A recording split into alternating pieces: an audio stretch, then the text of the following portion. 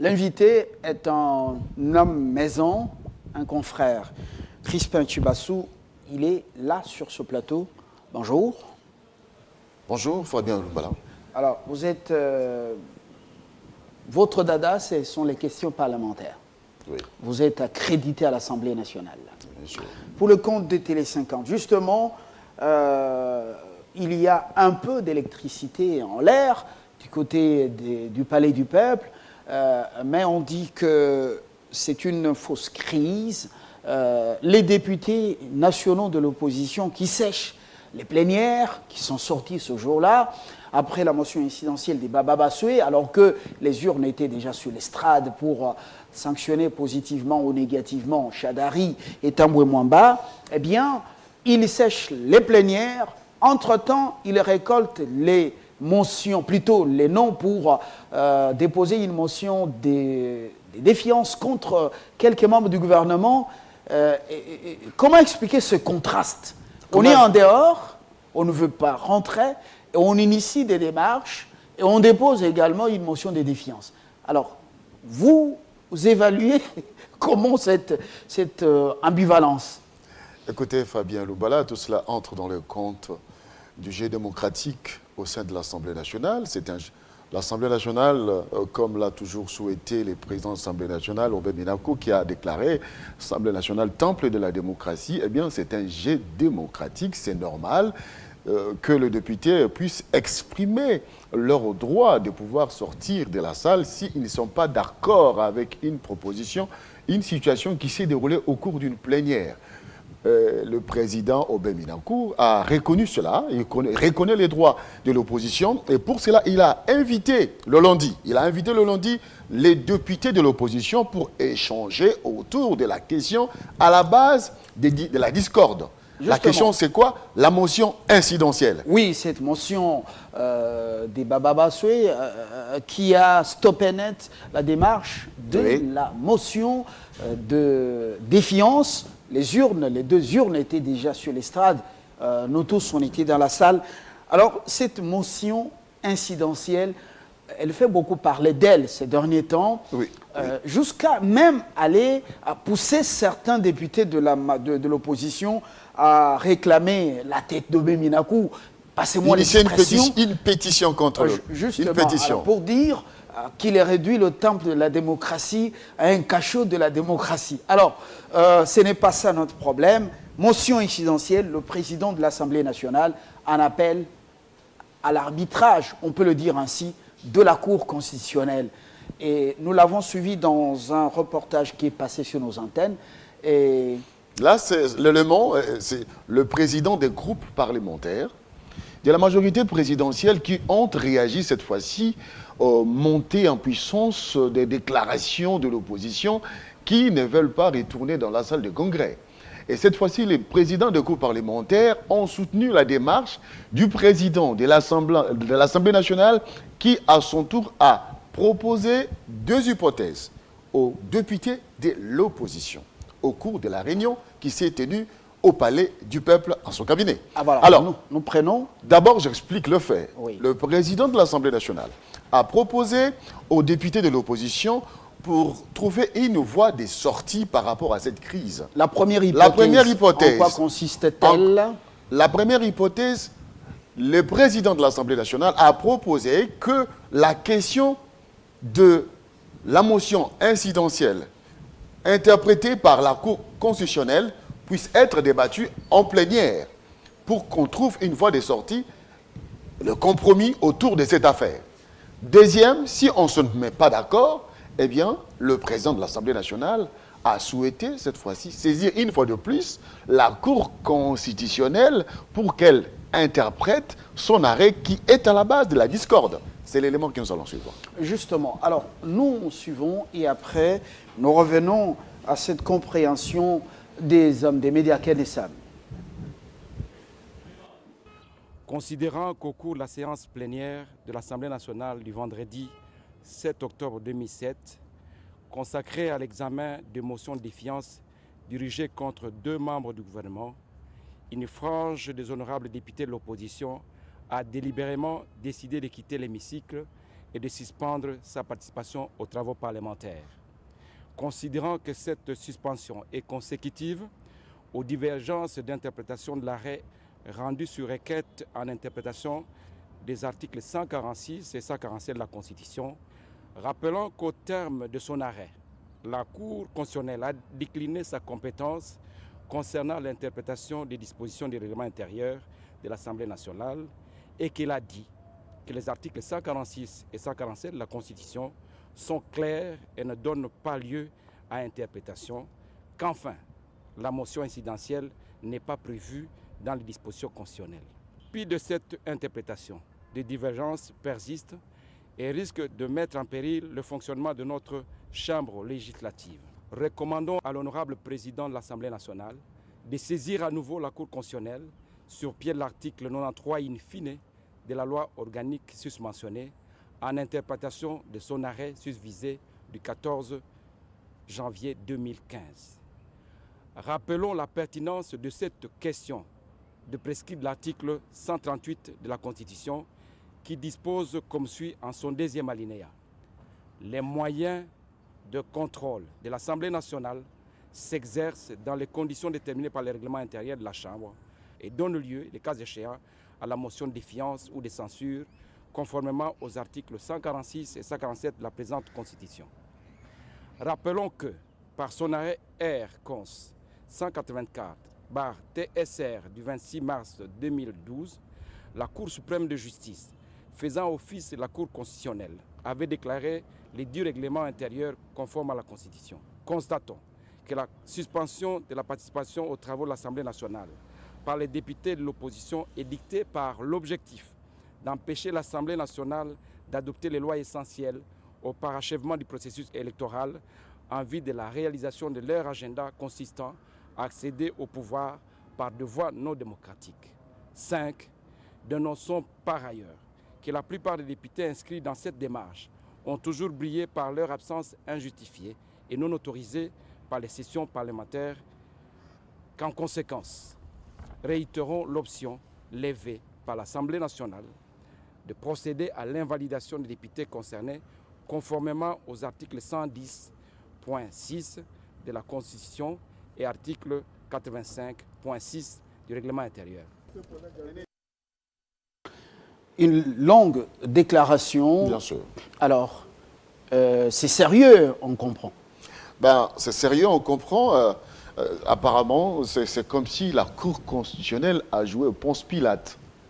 Eh bien, pour l'interprétation de cet arrêt, comme la loi ne donne pas quitus à n'importe qui de pouvoir interpréter les arrêts de la Cour constitutionnelle, eh bien, le président de l'Assemblée nationale a trouvé bon, de retourner une fois de plus à la Cour constitutionnelle pour qu'elle interprète son propre arrêt. Parce que là, il y a discorde au sein de l'Assemblée nationale parce que la Cour n'a pas détaillé, n'a pas donné des explications claires par rapport à son arrêt sur la motion incidentielle qui doit ou pas bloquer une motion de défiance. Or, une motion de défiance, la motion de défiance ainsi que la motion de censure se trouvent repris dans la Constitution de la République. Mais la motion incidentielle se trouve dans les articles 69 et 70 du règlement intérieur de l'Assemblée nationale. Or, la Cour constitutionnelle avait déclaré les règlements de l'Assemblée nationale conformes à la Constitution. Mais lorsque la Cour déclare qu'il ne s'est pas assez prononcé sur l'article 69 et 70 du règlement intérieur de l'Assemblée nationale, c'est là où se trouve le problème. Alors, le règlement intérieur de l'Assemblée nationale déclaré conforme à la Constitution par la Cour constitutionnelle et semble prendre la primauté sur la Constitution. C'est apparemment la lecture des non-initiés, c'est-à-dire de ceux qui ne s'intéressent pas à la matière. Le règlement intérieur ne prend pas les dessus sur la Constitution de la République. Les articles repris dans la Constitution de la République font mention de la motion de défiance et la motion de censure. La motion de censure, c'est une motion adressée contre le Premier ministre. Lorsque cette motion est adoptée, eh bien, c'est tout le gouvernement qui tombe. Justement, et la motion de lorsque le vote, oui. Et la motion de défiance est directement adressée à un membre du gouvernement. Lorsque le processus arrive jusqu'à son terme, il y a élection et qu'il y a vote, le ministre peut ne pas tomber, mais ici, on explique clairement que le règlement de l'Assemblée nationale a été adopté et accepté, déclaré conforme à la Constitution par la Cour constitutionnelle. Justement. Donc, la Cour constitutionnelle ne devait que se prononcer. Le président du bureau de la Chambre basse du Parlement a besoin également d'un peu plus de lumière de la haute cour, la plus haute cour de la République, pour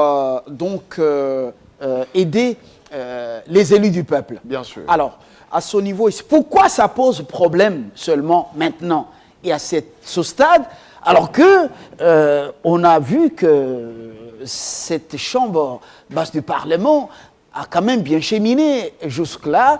Pourquoi ça n'a pas posé le problème, l'interprétation et de ces dispositions constitutionnelles, également ou de ces dispositions et en même temps du règlement intérieur de l'Assemblée nationale? Non, pourquoi seulement maintenant? On ne peut pas...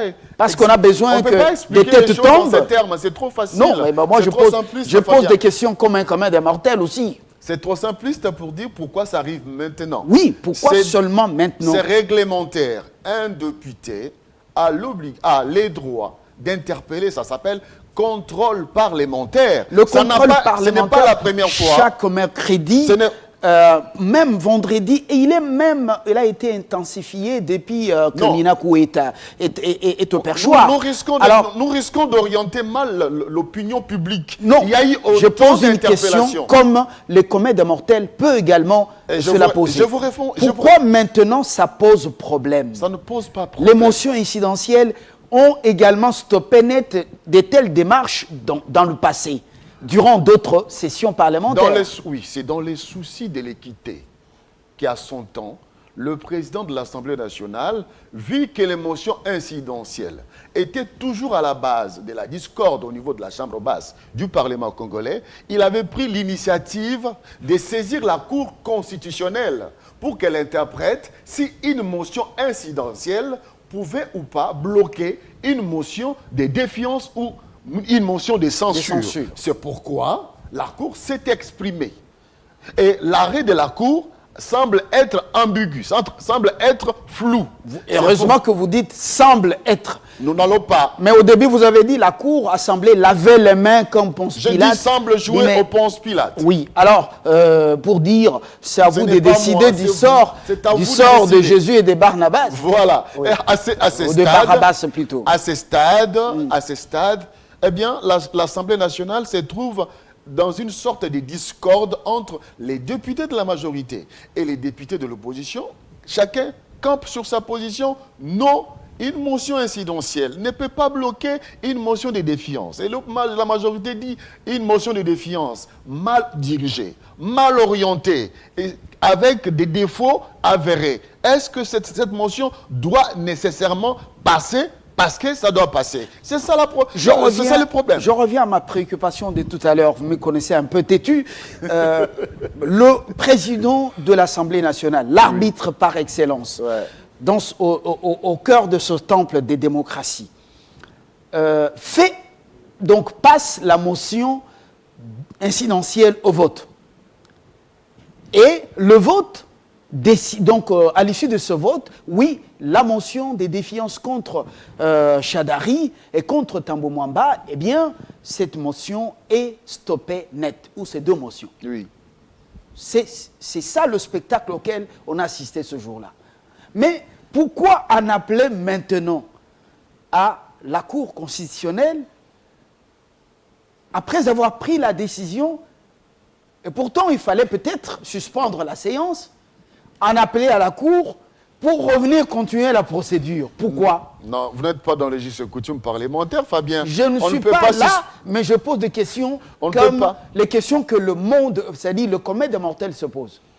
Pourquoi il ne pouvait pas suspendre la séance? Je vous explique. Pour en appeler à l'arbitrage Merci de de la m'accorder Cour la parole pour constitutionnelle, expliquer. et il a d'abord voulu faire passer la motion incidentielle de Baba Basoui au vote, et ce qui a fait que les deux membres du gouvernement soient de justesse sauvés du bourbier. Je peux répondre? Oui, vous pouvez répondre. Une mention incidentielle. Lorsqu'un député national lève sa main pour demander motion incidentielle, Oui. le président de l'Assemblée nationale a l'obligation d'arrêter. Donc, les règlements intérieurs disent, lorsqu'il y a une motion incidentielle demandée, ça arrête tout processus. C'est le texte qui le dit. Ce n'est pas la volonté d'Aubin Minakou. Non, il a accepté la motion. Non, Non, il je a dis- appliqué le Il a appliqué le texte. Il a appliqué le Laissez-moi texte. expliquer, Fabien. Oui. Il a appliqué le texte. Une motion incidentielle supplante tout. C'est ça le règlement. Mais lorsque une motion incidentielle est adoptée, ça bloque la suite. Donc, il n'y a plus examen de la matière. Alors maintenant, la motion Il y a- incidentielle et le bloque président tout. de l'Assemblée nationale a l'obligation d'accorder la parole à ceux qui sont pour et à ceux qui sont contre. Deux pour, deux contre. C'est ce qui a été fait. Justement, il a respecté on le texte. connaît l'exercice. Qui est pour, qui est contre, qui s'abstient. Non, non, non. Là, c'est les votes, Fabien. Ah, voilà. Ici, nous sommes au niveau du débat par rapport à la motion incidentielle. Nous restons dans cette démarche que vous appelez conforme aux us et coutumes parlementaires. Alors, la motion incidentielle a pris le dessus sur la motion des défiances. Parce qu'en ce moment-là, elle a démontré les faiblesses sur le plan du fond et de la forme de la motion des défiances. On a suivi tous la plénière. Maintenant, pourquoi le président de l'Assemblée nationale en appelle encore à la Cour constitutionnelle? C'est dans les soucis de l'apaisement des uns et des autres pour qu'il y ait un climat sain au sein de l'Assemblée nationale. Ce n'est pas parce Vu que les députés de l'opposition réclament Laissez-moi sa tête. répondre, Fabien Lumbala. Puisque cette situation a occasionné la sortie des députés de l'opposition qui ont déclaré ne plus participer aux séances plénières de l'Assemblée nationale à cause de cette affaire. Eh bien, le président de l'Assemblée nationale, après avoir échangé avec les élus de l'opposition, il leur a présenté les hypothèses pour la sortie de crise.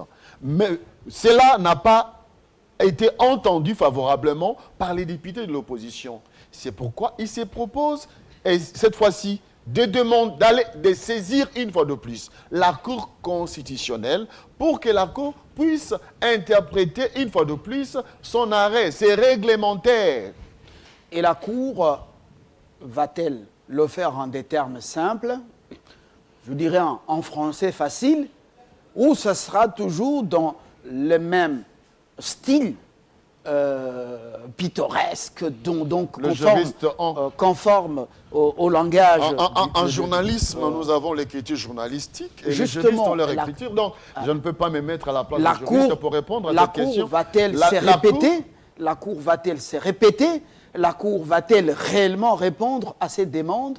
Est-ce qu'elle est déjà saisie ou c'est l'intention du bureau de l'Assemblée nationale? Cette proposition est soutenue par le président de l'Assemblée nationale et le président du groupe parlementaire de la majorité présidentielle qui ont fait une déclaration et qu'on vient de suivre. Donc c'est une proposition qui tient la route et c'est réglementaire, c'est soutenu par la Constitution de la République. Maintenant, la balle est dans le camp de la Cour constitutionnelle. Bien sûr. La balle se trouve dans le cas de la Cour constitutionnelle parce que ici, pour le député, les élus de la majorité, la démarche poursuivie, la démarche de sécher le plénière est dans le but d'atteindre quoi? Les noms, qu'on ne puisse pas arriver au vote essentiel au processus électoral. C'est là le point de vue de la majorité présidentielle. Et pour l'opposition, la motion incidentielle, c'est un prétexte politique pour ne pas n'est pas prendre les risques. Prendre les risques d'aller jusqu'au bout Vous avez compris. du processus. Voilà. Et surtout que le vote est secret, les surprises sont aussi, les surprises peuvent être aussi possibles dans les urnes. Dans, comment on appelle, dans l'urne. Dans l'urne, ou les urnes. On en a vu justement sur l'estrade. Nous attendons la suite de la Cour constitutionnelle. Va-t-elle recevoir la demande? Mais ce n'est pas pour la première fois. Va-t-elle interpréter ou se répéter? Va-t-elle le dire en des termes clairs ou elle va rester dans des termes élitistes? Alors, nous attendons la suite. C'est la guerre noble, c'est pas la guerre des biceps. Non, c'est pas la guerre des biceps. C'est ça la démocratie, c'est un jeu démocratique. Voilà. Bien, étant donné que la RDC, c'est un pays qui a besoin d'avoir des institutions fondées sur le fondement solide, eh bien, c'est normal qu'on puisse connaître des moments comme ça dans la vie d'une nation. C'est normal. Même dans une église, le pasteur a besoin que le Saint-Esprit interprète également des versets pour éclairer l'Assemblée. Voilà. Donc, ça reste, le débat reste ouvert. Aux juristes de se battre. Battez-vous. Vous avez étudié pour ça. Alors, Newsroom, c'est aussi l'actualité avec cette grande édition du journal de la mi-journée. Salambo est déjà prête pour vous donner l'essentiel. Je vous retrouve juste après le journal.